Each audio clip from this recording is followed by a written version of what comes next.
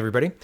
So breaking news this past week has been about the retired Governor General Clarkson. And man, I think there's a whole lot more to this onion to get peeled back. And a friend of mine sent me some links that he did some research on. And wow, like I was blown away when I started looking at this. So first, we got to know what we're talking about. So this was posted on November 1st. Couple of days ago, and it says Don Martin, the Governor General retirement package reeks of entitlement and extravagance. Being Governor General means living the dream of super elite status in Canada. It comes with the biggest house in Ottawa, so big the Prime Minister is currently a tenant on the estate grounds. There's a salary of $270,000, even though the taxpayer covers all expenses mere mortals have to pay themselves. I jumped down. An obscure line item in a thick pile of spending documents discovered by an intrepid National Post journalist this week has revealed an outrageously generous budget for a life of retirement proclaiming under the guise of office expenses. There are no public receipts, no apparent definition of what qualifies as professional services or what constitutes legitimate travel and accommodation, which probably means Maui in January. The claim never would have been discovered if the 1999 to 2005 Governor General, Adrian Clarkson, hadn't claimed over $100,000 last year, $100,000 in expenses last year to make it a compulsory disclosure in spending documents. And taxpayers are on the hook to fund vanity projects for retiring governor generals. In Clarkson's case, an obscure institute for Canadian citizenship, and we're going to look at that in just a minute too, which filed a 2-page financial report this year showing the government continues to fund half of its total annual income of $3.4 million. All told, the Governor General retirement package reeks of elitism, entitlement, extravagance, and an air of low tolerance for such things. No wonder the Prime Minister muttered it would be reviewed, although that's a far cry from changing the rules to put a necessary time limit on what is now a taxpayer funding for life. Naturally, Clarkson's office says all this spending is private matter. No, it's not. These are public dollars. And that's true. So here's Miss Clarkson, and she wrote an opinion piece in the Globe and Mail, and she says, I'm no longer Governor General, but I still serve Canada. And she says, quote, there have been news stories in recent days about my expenses since leaving Rideau Hall. Given that taxpayer money is involved, I want to address this matter.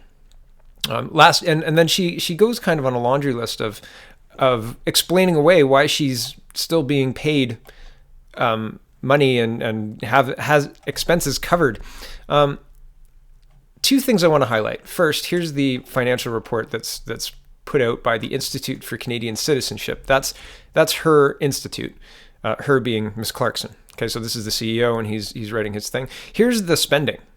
Here's financials. March 31st, 2017 to March 31st, 2018. See this big gray 47% right here, 47.37%? That's government support, right? That's taxpayer money going to this foundation. What does this foundation do? Expenditures. This just made me laugh because like, try and do a house budget, or if you ever get Revenue Canada having a look at your finances, give them a circle that looks like this. Taxes, because it's about half. My stuff, right? This is zero information. This is absolutely ridiculous. So what does her institute do? Here's the website for the Institute for Canadian Citizenship, and we're on the About page. Link is in the description. Message from our co-founder and co-chair. Quote, this is Adrian Clarkson. Quote, our vision at the ICC keeps in mind that eventually Canada's net population growth will be entirely attributed to immigration. I'm just going to stop there. That's on her Institute for Canadian Citizenship page. So the Institute for Canadian Citizenship is not for Canadians to maintain their citizenship. It is to give Canadian citizenship to anybody who wants it to come into Canada. My jaw hit the floor when I saw that quote. That's on the webpage. So the whole goal of this institution is to replace Canadians with immigrants, and we're funding it half. We're funding it by half, plus paying office expenses for this exercise in replacement. That seems crazy. $3.4 million.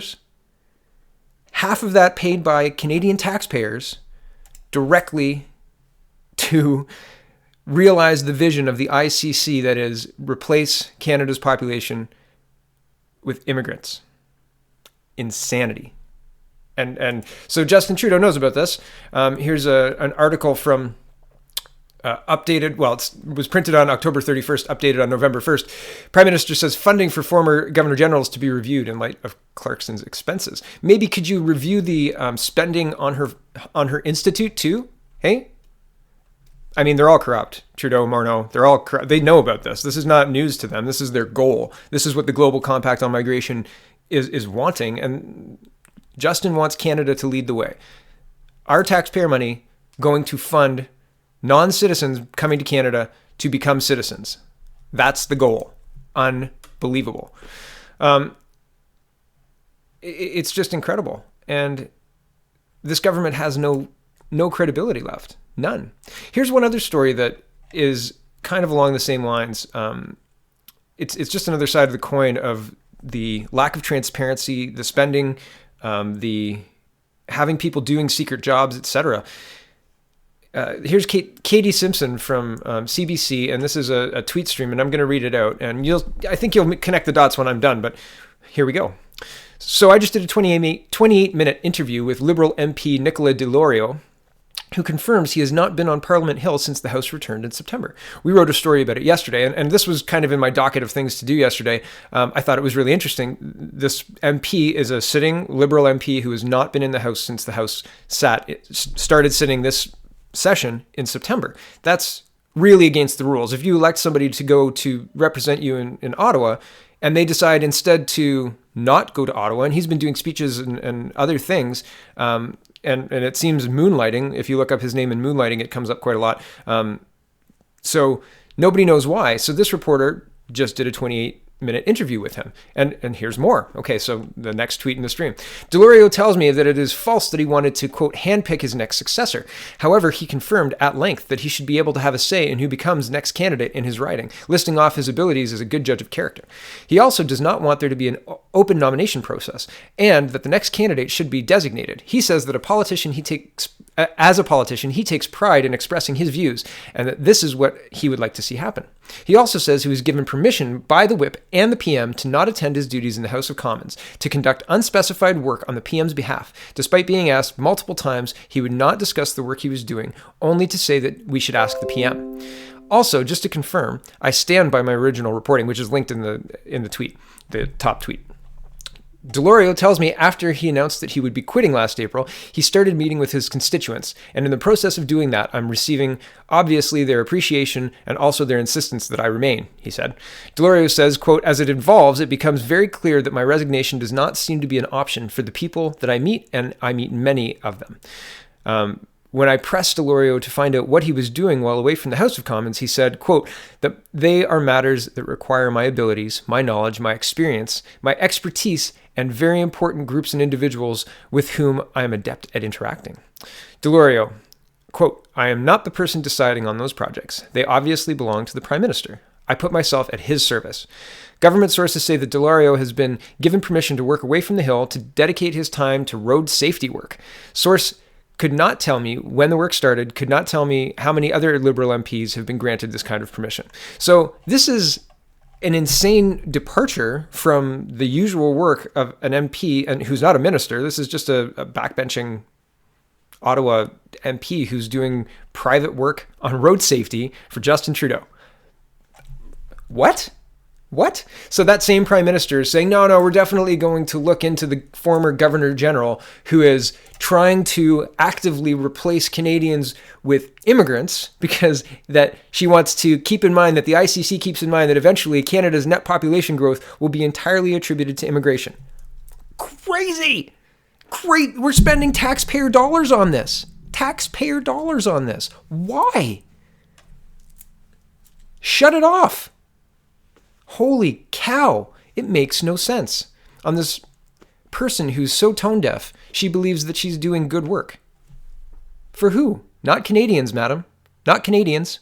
So, this got my blood boiling today, and I think it's important to notice. Maxime Bernier tweeted on immigration. I think that's worthwhile to know. He's rolling out his immigration platform a little bit more. I don't have links for that right now, but it's worth paying attention to in the next week to see where the major parties, and I'm talking People's Party of Canada, the CPC, and the LPC, end up on immigration. The LPC is going whole hog wild on the UN's declaration on migrants, and CPC is attacking the middle, trying to say, no, we can keep a balance.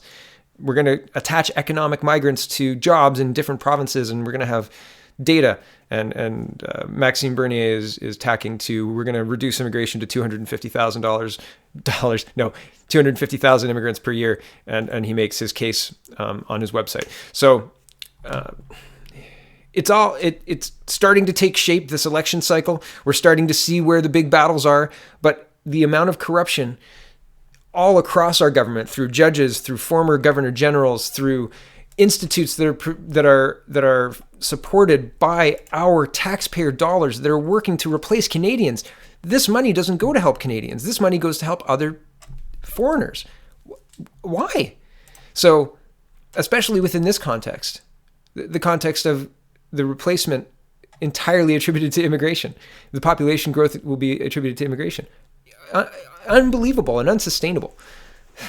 There's a lot going on the immigration file. There's a lot going on transparency. And regardless of what Trudeau and his Liberals say, they often say they have a plan, concrete plan, and it's working.